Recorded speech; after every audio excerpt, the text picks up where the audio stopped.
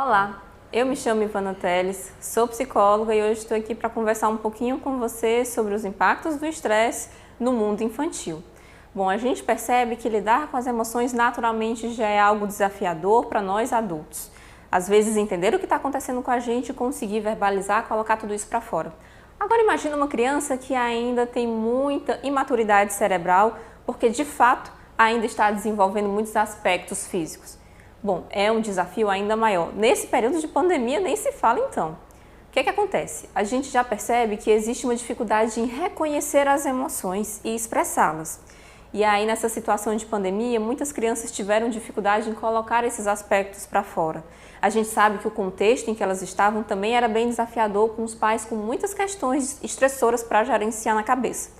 O resultado disso foi uma explosão a nível comportamental e emocional para essas crianças, porque se elas têm dificuldade em expressar, em verbalizar, vai sair para fora de alguma forma. E aí pode surgir a nível comportamental, a nível emocional e às vezes até mesmo somático no corpo, através dos adoecimentos físicos, por exemplo. E aí esses são aspectos importantes que acabam sinalizando que existe algo que não está muito legal. Por isso, essa situação tão intensa, justamente por existir essa dificuldade na expressão infantil. Pensando nessa situação desafiadora das crianças, a gente precisa estar atento a essa realidade. Já que ela vai ter uma dificuldade em expressar tudo isso, a gente precisa estar atento então aos sinais que elas podem emitir.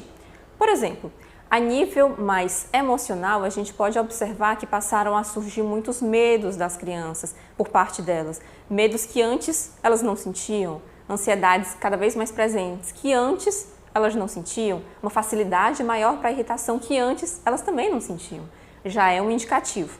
Além disso, a nível comportamental, a gente pode perceber alterações no sono, um sono mais agitado, em que a criança fica se mexendo de um lado para outro com muita frequência, uma dificuldade em dormir, um sono leve, alterações na alimentação também, de comer de forma excessiva.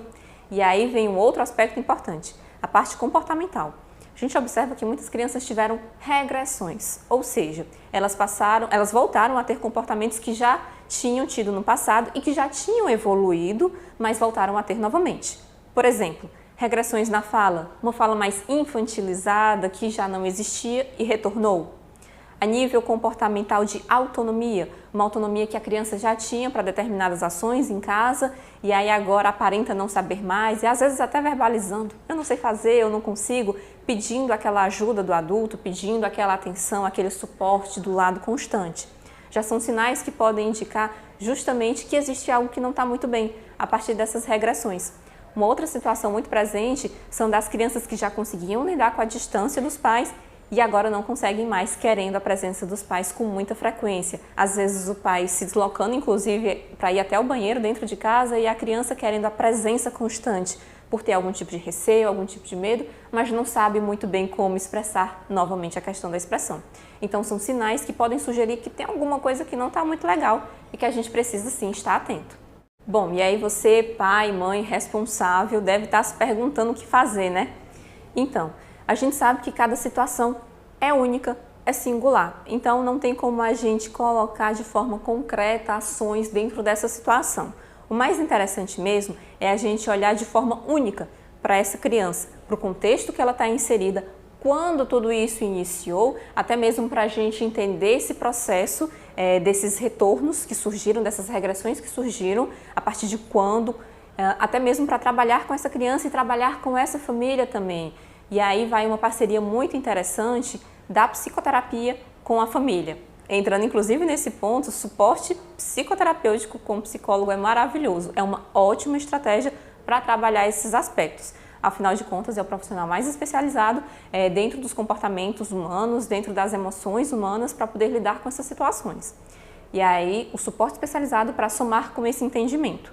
Somado a tudo isso, existem crianças que são um pouquinho maiores e já conseguem falar, verbalizar algumas questões. Promover uma fala, aliás, uma escuta acolhedora em que você vai ouvir essa criança é fundamental. O que é que acontece? Existem situações em que os sentimentos infantis são invalidados, são julgados e aí isso é mais uma trava para a criança. Então é legal tentar ouvi-la, tentar entender. Por exemplo, se a criança está com medo de dormir sozinha, algo que ela já conseguia fazer antes, tentar entender por que esse medo, o que está acontecendo. E aí ouvir essa criança sem julgamentos e sim com acolhimento.